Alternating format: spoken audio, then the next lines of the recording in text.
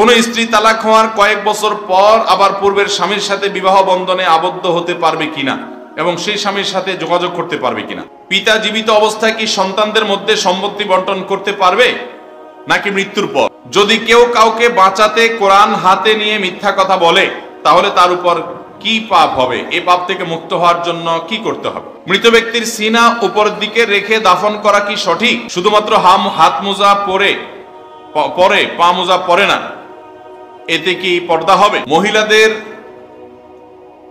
ব্যবহারিক স্বর্ণের কি যাকাত দিতে হয়?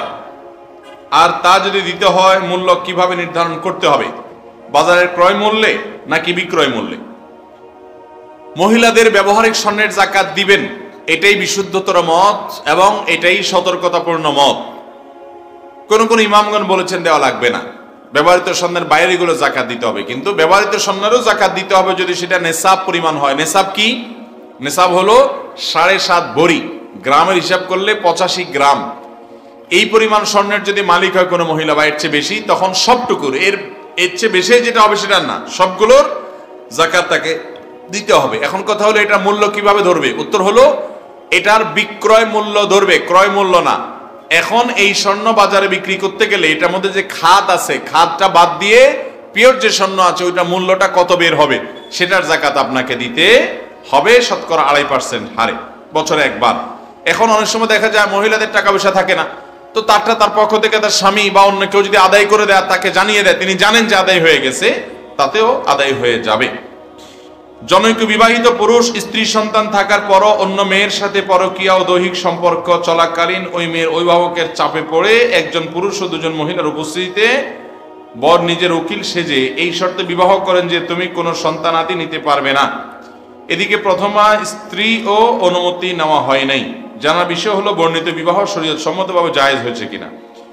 আল্লাহ মাফ করুন, এটা তো খুব খারাপ কথা যে হারাম কাজ করে ধরা পড়েছে, এরপরে বিয়ে হয়েছে। একাধিক বিয়ে কোনো পুরুষ যদি করতে চান আর দ্বিতীয় বিয়ে করার জন্য শারীরিক ক্ষমতা, আর্থিক ক্ষমতা তার থাকে, এটা জায়েজ আছে তার জন্য। বাংলাদেশের প্রচলিত আইনে প্রথম স্বামীর অনুমতি নিতে হয়, কিন্তু শরিয়া আইনে বা কোরআন হাদিসে কোথাও প্রথম স্ত্রীর অনুমতি নেওয়াকে শর্ত আরোপ করা হয় নাই। প্রচলিত আইনে প্রথম স্ত্রীর অনুমতি নেওয়াটাকে শর্ত আরোপ করা হয়েছে। যাই হোক, তো এখন এরকম অবস্থায় যদি দুইজন সাক্ষীর সামনে এই বিয়ে হয়ে থাকে, তাহলে বিয়ে কোরআন হাদিসের মতে শুদ্ধ হয়ে গেছে, বিয়ে বিশুদ্ধ হয়ে গেছে। কিন্তু ওই যে শর্ত দেওয়া হয়েছে যে তুমি সন্তান নিতে পারবে না, সেই শর্ত দেওয়ার কোনো আপনার অধিকার বা কোনো শর্ত সেটা কিন্তু সে দেওয়ার সুযোগ কিন্তু নাই, যে তুমি কোনো, এটা একরকম বঞ্চিত করা, মাহরুম করা তাকে। এগুলো সাধারণত আমাদের দেশে করে মানুষ কি জন্য? যে সম্পদের ভাগ আরেকটা পরিবার পেয়ে যাবে, তার বাচ্চা কাচ্চা হলে তারা পেয়ে যাবে। এই জন্য প্রথম স্ত্রীর চাপ থাকে যে বিয়ে যদি হয়ও তো বাচ্চা কাচ্চা যেন না হয়, কারণ বাচ্চা কাচ্চা হলে তারা ভাগ পেয়ে যাবে। এগুলো সবগুলোই ছোট লোকই চিন্তা। আল্লাহ রাব্বুল আলামিন রিজিকের মালিক। আপনাকে আল্লাহ তাআলা কোথায় কল্যাণ দিবেন, আরেকজনকে কোথায় কোন জায়গায় বরকত দিবেন, রিজিক দিবেন, সেটা আল্লাহ তাআলা ভালো জানেন। বিধায় এগুলোকে নিজেরা বসে ম্যানিপুলেট করা ঠিক না, বা এগুলোতে এই ধরনের নিয়ন্ত্রণ আরোপ করা উচিত নয়। কোন স্ত্রী তালাক হওয়ার কয়েক বছর পর আবার পূর্বের স্বামীর সাথে বিবাহ বন্ধনে আবদ্ধ হতে পারবে কিনা এবং সেই স্বামীর সাথে যোগাযোগ করতে পারবে কিনা?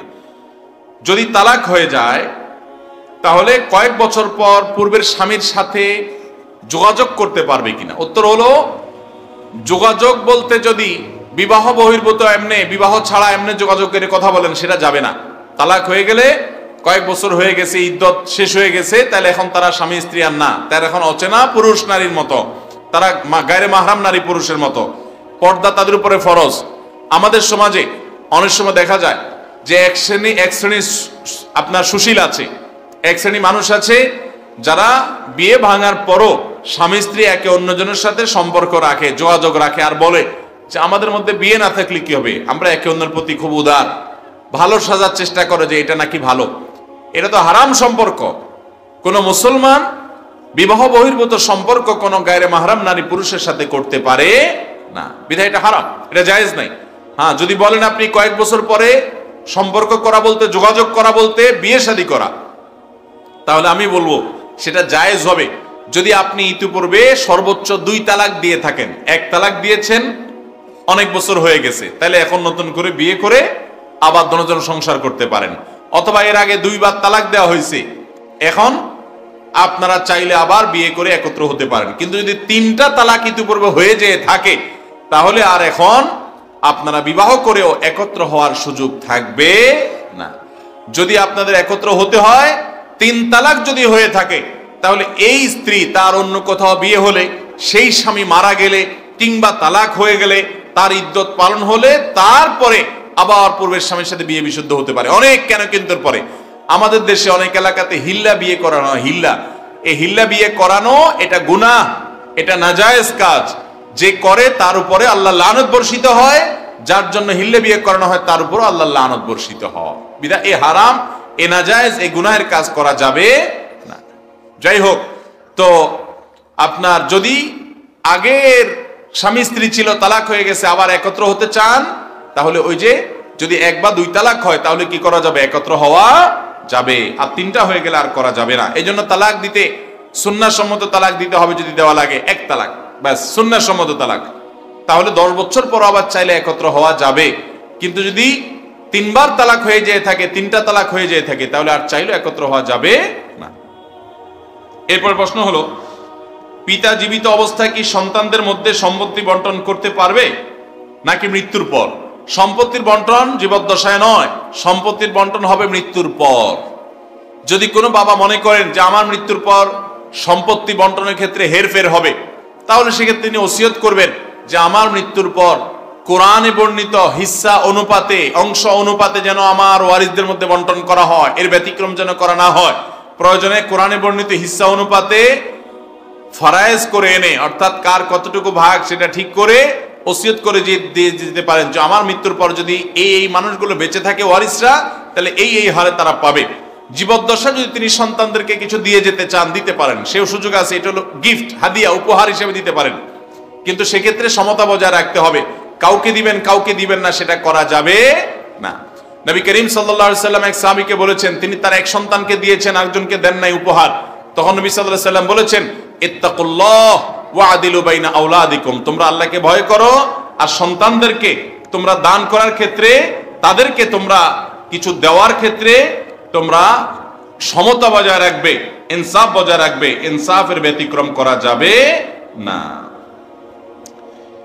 যদি কেউ কাউকে বাঁচাতে কোরআন হাতে নিয়ে মিথ্যা কথা বলে, তাহলে তার উপর কি পাপ হবে? এই পাপ থেকে মুক্ত হওয়ার জন্য কি করতে হবে? কোরআন হাতে নিয়ে মিথ্যা কথা বললে সেটা জঘন্য অপরাধ। কিন্তু কোরআন হাতে নিয়ে শপথ করা, এটা শপথের কোনো শরঈ বা ইসলামিক পদ্ধতি নয়। ইসলামিক পদ্ধতি কি? আল্লাহর নামে শপথ করবে। যদি শপথ করার দরকার হয়, বলবে আমি আল্লাহর নামে শপথ করে বলছি আমি এই কাজ করেছি, বা এটা দেখেছি, বা এটা হয় না, ইত্যাদি ইত্যাদি। নবী করিম সাল্লাল্লাহু আলাইহি ওয়াসাল্লাম বলেছেন, মান আরাদা আন ইয়াহলিফা ফালিয়াহলিফ বিল্লাহি আও লিয়াসমুত, যদি কেউ শপথ করতে চায় সে যেন আল্লাহর নামে শপথ করে অথবা সে যেন চুপ থাকে, এই দুইটার একটা।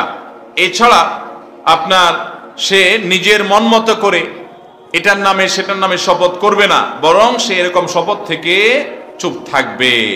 এটা হলো নবী করিম সাল্লাল্লাহু আলাইহি ওয়াসাল্লামের নির্দেশনা। বিধায় কোরআন ছুঁয়ে শপথ নয়। আর যদি মিথ্যা শপথ করে, এটা তো জঘন্য অপরাধ। একে তো মিথ্যা বললো, আবার আল্লাহকে সাক্ষী রাখলো, আল্লাহর নাম নিল, সেখানে মিথ্যা কথা বললো, তাহলে ডাবল অপরাধ হবে, জঘন্য অপরাধ।